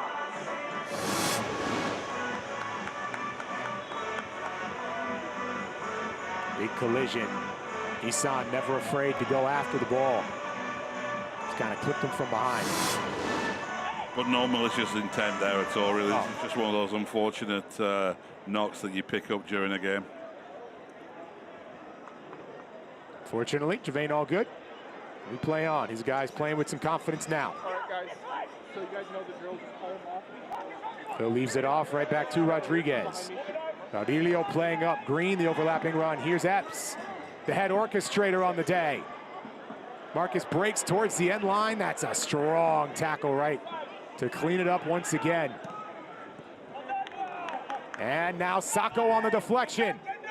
3-on-3, Rising pushing the counterattack. Sacco sets the give and go. Not to be had. Gervain Brown shaken up a moment ago. Now he shakes it up defensively and denies the bid from Rising. Still struggling though a little bit, isn't he?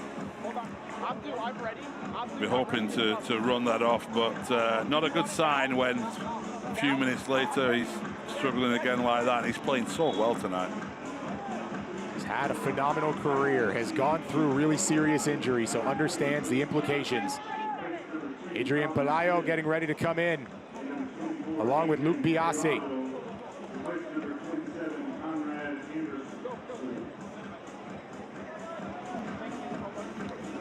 Pelayo only playing a few minutes in that matchup against Vegas. So now in line for the better part of 30. Biasi played 70 and has been in line for even more than that on most match days. So the veteran getting his chance for Rising, deflected in front. Semler right there along the end line. Yeah, I'm curious to see how Phoenix are going to line up now, because that's two defenders coming on from the bench. And you sort of look at it and think, you've just gone 1-0 down and you bring in two defenders on. So let's see, it must be a tactical switch. Pelayo did find the goal. He found the back of the net against San Antonio.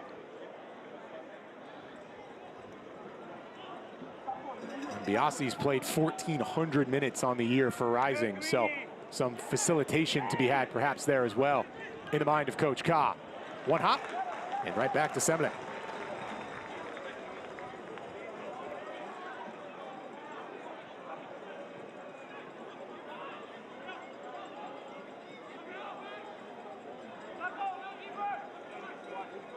Watch the USL Championship in Spanish on 2DN, the nation's leading Spanish language sports network, at USLChampionship.com for the complete USL TV listings.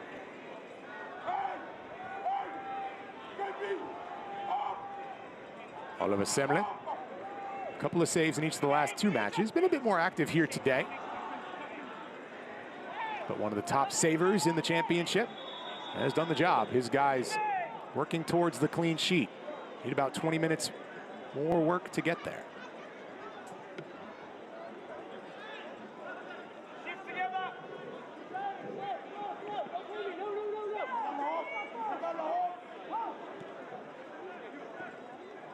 But it's a match where the numbers can tell a bit of a lie.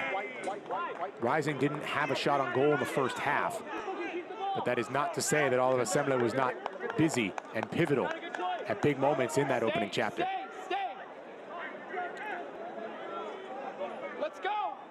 Yeah, they had moments where they really threatened and looked dangerous, didn't they? So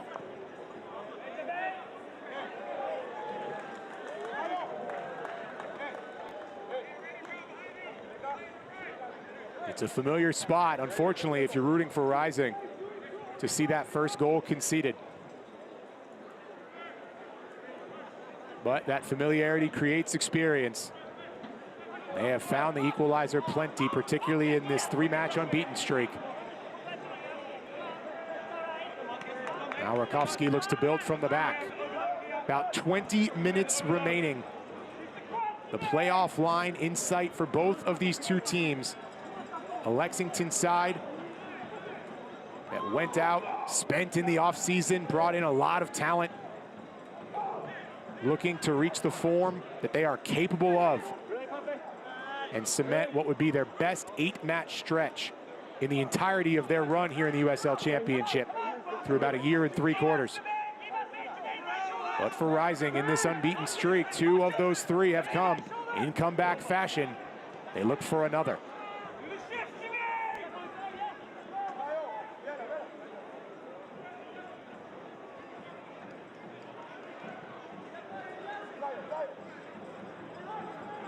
yeah, Pelayo's come into a sort of defensive midfielder role, and Luke Biasi in his more familiar role on the right back, but coming forward quite a lot into a right wing back role, really. Pop towards, is there enough space along the end line? There was. Central block by Green. The volley from Pelayo, nearly a real threat, but Jacob Green has had one of those underrated matches where you've got to be watching it to tell, but he's made some monumental plays. Yeah, he's been in the wars a bit. He's going to feel this game tomorrow, but he's been an absolute hero for Lexington at the back. Just getting the block in the right place. He's just done the basics right all night long. He has been out there all but 4 minutes since April 4th. That's why. Mr. Dependable. Gonna go over 1,200 minutes logged on the campaign here tonight.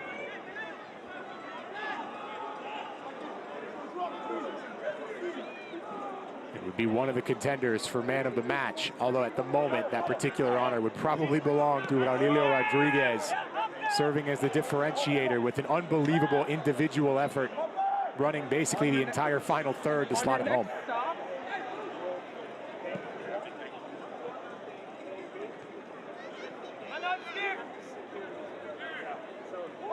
Boy, that's a dangerous pass with Sacco right there. But composed, the former Charleston Battery star turned Lex SC star. I'm ready, I'm ready, I'm ready. Abdu, I'm ready.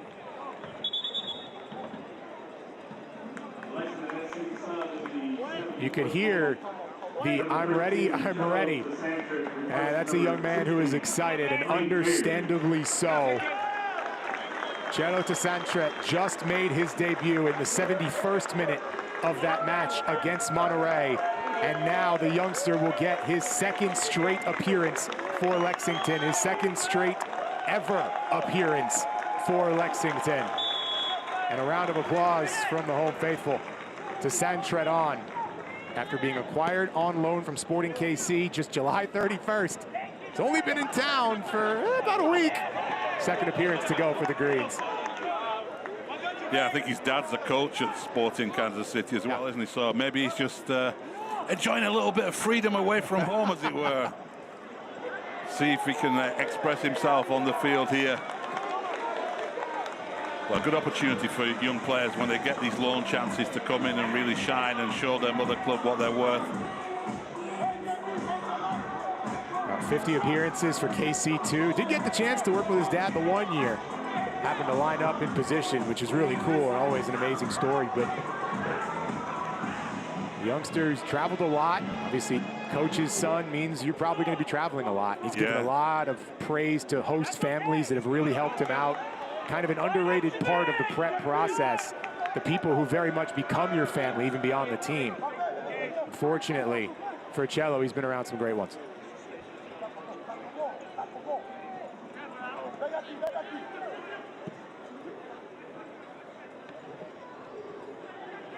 Biasi, a little too heavy on the first. Select is proud to be the official match ball supplier of the USL Championship. From the grassroots to the pros, Select is there every step of the way. Visit us.select-sport.com for the latest Select products, specials, and more. Select, player's choice. So far, largely the opening 11 selected today for Lexington have them in front. Though it was the insertion of Turek Scott that may have made a huge difference here today. Put his guys on the front foot.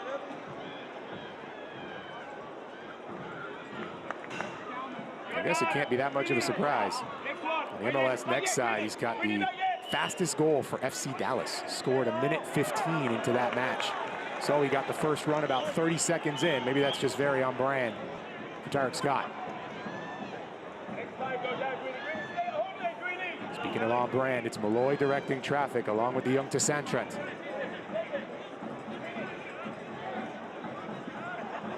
Yeah, they're so impressive when they get on the ball like this.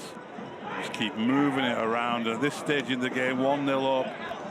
Phoenix need to commit, need to find some urgency, need to find a way to disrupt the tempo of this game.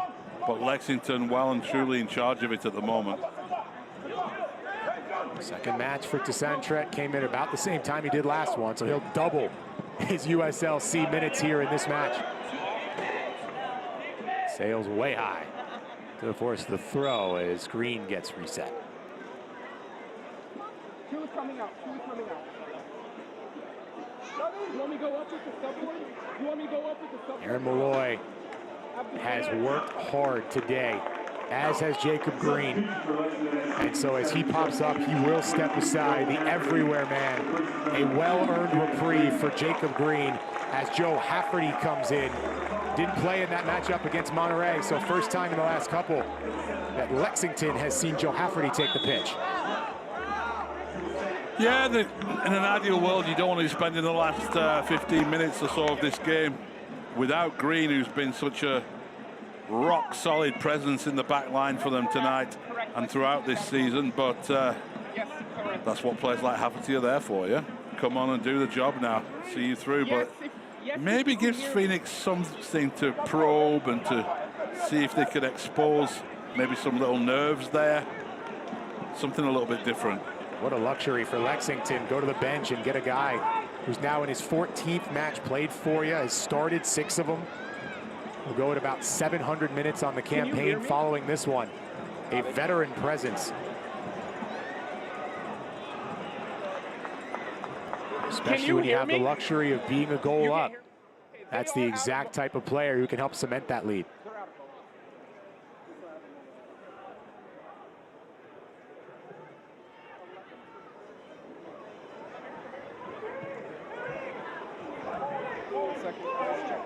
Switch sets up well, Biasi. Luke was looking to switch it right back. Instead, play through the middle, Do Rising. Phoenix going to value every possession now as this thing starts to wind down. Rising understands one individual moment of brilliance is all it would take to salvage at least a point.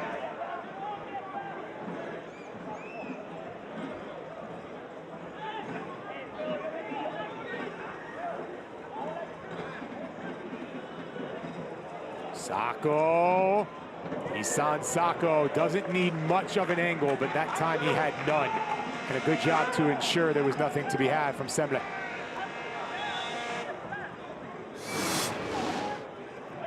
Substitution for... Yeah, it's been a while since we've seen Phoenix threatened, but Sacco getting in there. The angle's just a little bit too tight, though. Does his best. But here's a substitute. Gunnar Studenhoft, who himself has played about 700 minutes, will have his 18th appearance on the campaign for Rising.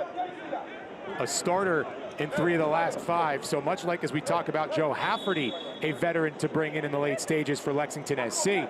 Gunnar the exact same, even though he's only 24 years old. That's the nature of things for Rising. The 24-year-old is your vet when you're the youngest team in the championship. Yeah. No, but he gives them a different option. Obviously, as you see, you know, his height, but I've seen him before, and he's a player who's got more to his game than just being tall and a threat in the air. That's looking for the breakthrough. Scott goes down, no whistle. Second time in the match that the Greens have been pleading for a point to the spot, and the second time they will be left wanting. The referee's in the absolute perfect position to make this decision, though. You can't see him, he's out of the picture at the moment, but it's hard to see from that angle on the shot whether the contact was clean, but it looked to be. But the referee was right in line. Yeah. Pelayo fighting Tyrek Scott. Second time in a row from nearly an identical position that Scott has really threatened. He's just been so efficient. Mentioned that conversion rate for Lexington, one of the best in our league. Well, Scott's the leader. He hasn't gotten a ton of opportunities, still a young player, but when he's been out there, he has maximized those efficiencies. He's doing it again today for Lexington. Yeah, he's made an impact, hasn't he? And that's exactly what you want from a substitute. That's why he's brought on. And it's so important in the modern game. Here comes Studenhoff. Had 3 goals in under 300 minutes. Just made his presence felt every time he's taken the pitch for the home side. But honestly, we talk about rule changes and, you know, offside rules and pass back rules and different rule changes. The 5 substitutions totally changes this game. And it really gives you, you know, what some coaches call now my finishers. Biasi lofted it well, found the head of Studenhoft, and sure enough, one of those guys who could be a finisher comes on and has the golden chance. Yeah, trumpet out to encourage the Lexington defense, but that's exactly why he's been brought on. It gives you that option of going long into the box, and when you're in the final stages of a game, everything you work on the training ground about nice passing movements and creating space and so on, when you're desperately looking for that goal to grab a point, launching the ball into the box to a guy who's 6'5", 6'6" isn't a bad option. And also has like 4.4 speed in the 40. Physicality off the charts. See if they go right back to him. Come back here for the camera. Blocked on the way in, Aaron Malloy, proving to be the true two-way player at the helm for Lex. Baudilio's way out front, but Marcus Epps deciding discretion, the better part of valor. Yeah, smart. Veteran move that. Slow things down a little bit. There's no rush, no need to get involved in a to and fro game for the last 10 minutes. It's all about control for Lexington from this point on. And all about disrupting it for Phoenix.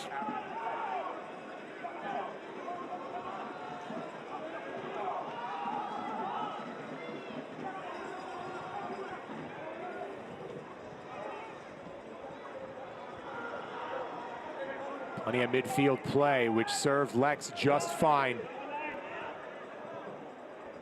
The home side hits the road and takes one of their tougher trips in the Western Conference. They will be at Sac Republic a week from today. That one gets started just before midnight here in Lexington. So a late one as they get Vegas and New Mexico after that. Phoenix gets a little bit of time off, rest and recuperate, prepare for the final stretch. Next at it, August 19th, hosting the Switchbacks, where they hit the road, taking on Sac Republic themselves that following Saturday.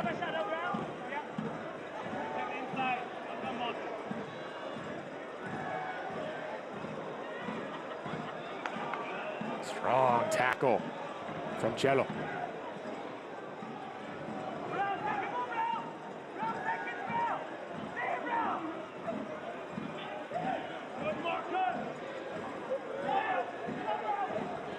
Probably only time for a few more builds for Rising. Do they find their superstar Sacco? Will it be guys like JP Skeers who manage to find it? Not here. And the card shown. Luke Biasi is frustrated. And Luke Biasi will step away. No hesitation at all from the referee there. Went straight to the red. Yeah. And it looked a nasty one. No protest from Biasi either, so let's just have a look at this one.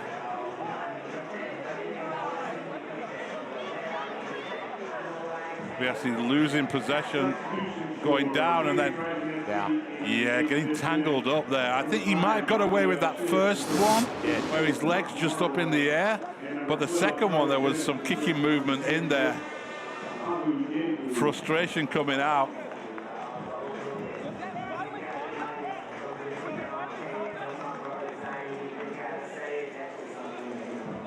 That will be the second red of the campaign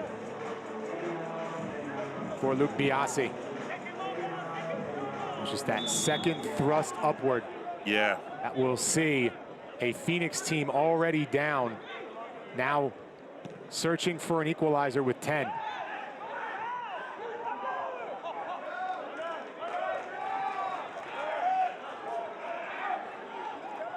Yeah, I think all those categories that when you look at the laws of the game from IFAB and they use language such as reckless, violent, that was reckless and violent. Yeah. It started as the tangle up, innocent enough, and you can also understand the frustration, right? Lexington has largely controlled this game, but you have to be able to contain the emotion in that spot. Now it's a corner kick for Lexington. It's a Commonwealth Credit Union corner kick.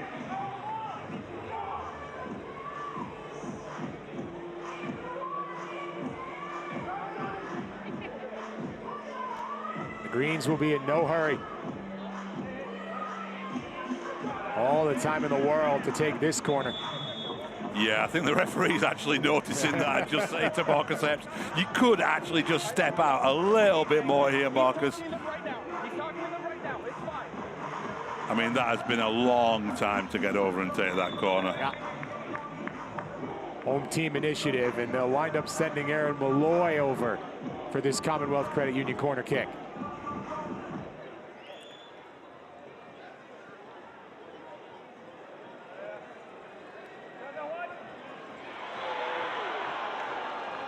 The home side, and specifically the fans, they want one more for the road.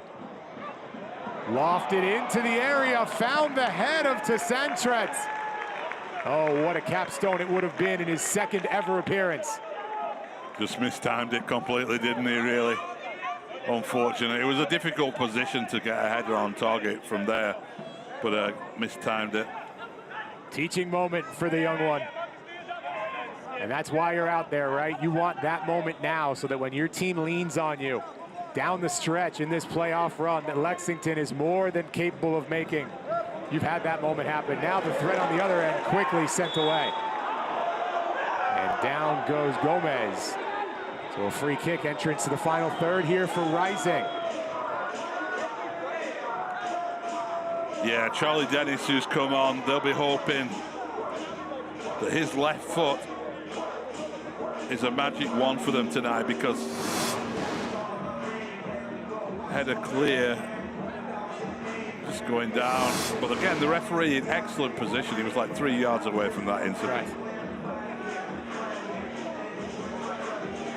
Shihus and Dennis were the two that just came on. Rakowski pushing all the way up. Charlie Dennis. Does he fancy it from here? It's a long way out. Lets it fly, sure enough. Off the upper 90.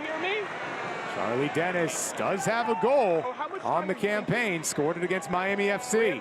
He wanted his second, and look, when you're down one, right, a goal out of a set piece is one of your best chances with the red.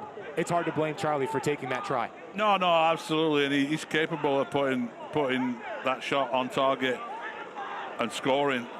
Well worth a goal for it, but you know, time is running out here for Phoenix, and they've thrown on the forwards, thinking subs are down to 10 men. You know, you've got to have a go at any situation near to goal at this stage. Charlie missing almost 2 months. He's just come back here for the last few matches for Rising. They turned to him in crunch time. He at least gave him a chance. There's another tie-up. Everybody's throwing the hands up. He'll keep headed down this way. JP Skiers pleading his case. Coach Hemme on the doorstep of the best 8-game stretch in the championship history of Lexington here in year number 2.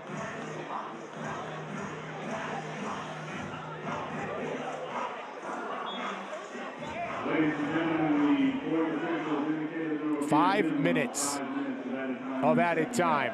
So a far cry from our minimum 1 in the opening stanza.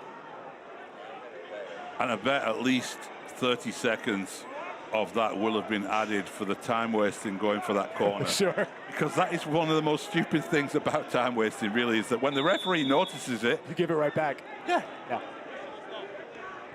Guys are trained on it. They drill it in training, so it's just natural for them. But you're right, the net gain from it, especially when you're really thinking about the meaning of life on your way over, you tend to have nothing to be from it.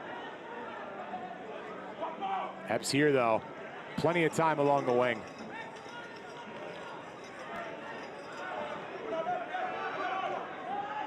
And a great match from Marcus Epps. Can certainly push it forward, doesn't have to. Epps breaks through, still on the ball. but that's positive time wasting, if you like. You know, running the clock down here in the corner, keeping possession. Here we are, we're going to go into the corner here, and you know, that's how you do it. Yeah. And Tarek's fouled. This is clinical end of match execution, up one from Lexington. Game management, right? It's what it's all about at this stage, and Lexington are showing it, and Phoenix, they've had a red card. They haven't really been able to put together sustained pressure in these final stages. Still time for one more chance, but it's not like they've laid siege on the Lexington goal, is it? This Lexington group on the doorstep of a perfect start against Phoenix here in the championship. About to go 3-0 all time.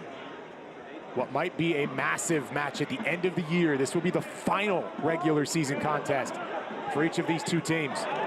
And Lex will certainly come into it with confidence. And it's a group that has had the defense from the word go but in this run of play have found those finishing touches. And it seems once again that one touch from Aurelio Rodriguez, set up by Blaine Ferry, may prove to be the difference.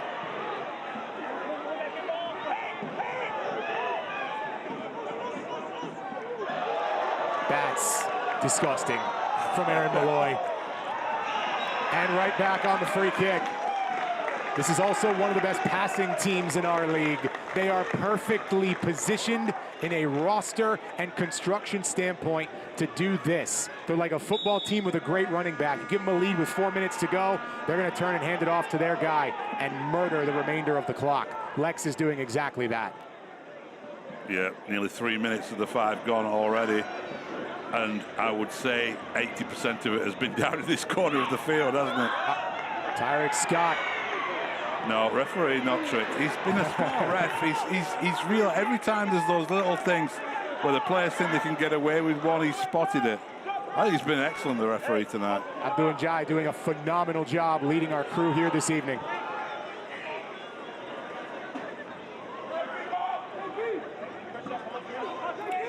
Not seeing the urgency here, though, from Phoenix. Sure. You've got 2 minutes left to get a point. Now you're going to start playing it out from the back?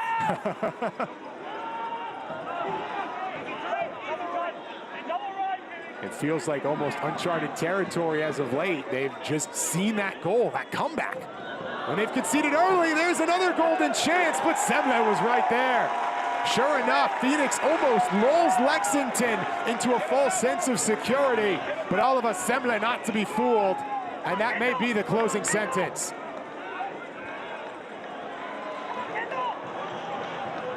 Now Goodrum takes a try. It's a little bit in front of Scott. And he wins it right back. The super sub has lived up to his billing today. This has been an outstanding half hour from Tyrek Scott.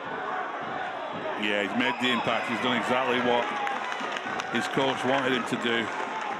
Come on, mix things up, make things happen, break things up, the pattern of the game, and get that goal, get them in front, and then he's constantly been a threat since then. Will there be time for one more effort from Phoenix? The 2 times that they've gone long to Studenhoff, both times they've caused problems. Thought they might have done that a little bit more in the last 20 minutes of this game. Time for adjustments before that next match on August 19th.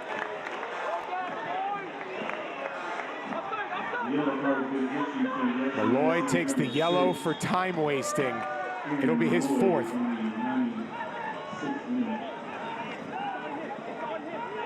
Played all the way back to Rakowski.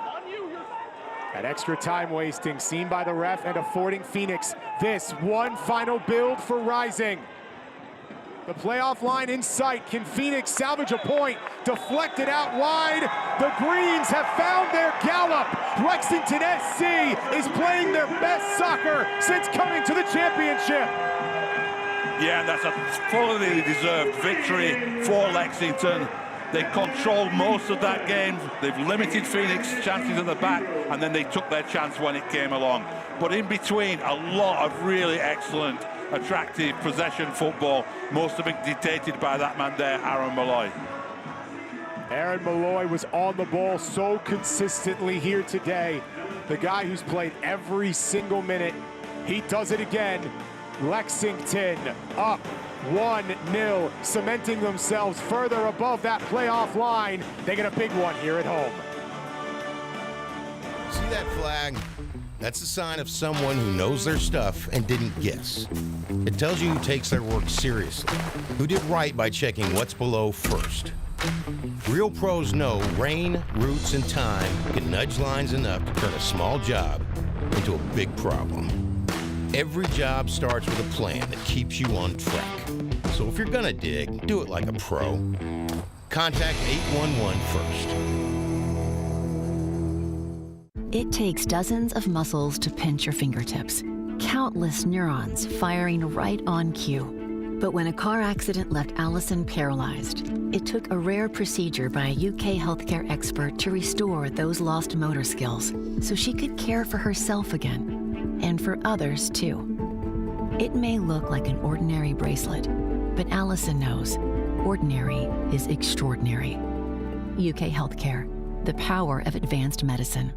There's a reason why Toyota is America's best-selling retail brand. It's the quality, dependability, and reliability that you expect from Toyota. And that starts right here in the USA, where Toyota has invested over $49 billion into 11 different manufacturing plants, including the newest one, a battery plant for its electric and hybrid vehicles. There are now 13 different Toyotas built in the USA, with more on the way. America drives Toyota. Let's go places. On his return to the lineup, the golden chance of the day for Rising belonged to their superstar, Isan Sako, just a little bit off on the free kick goal that we've seen him score countless times.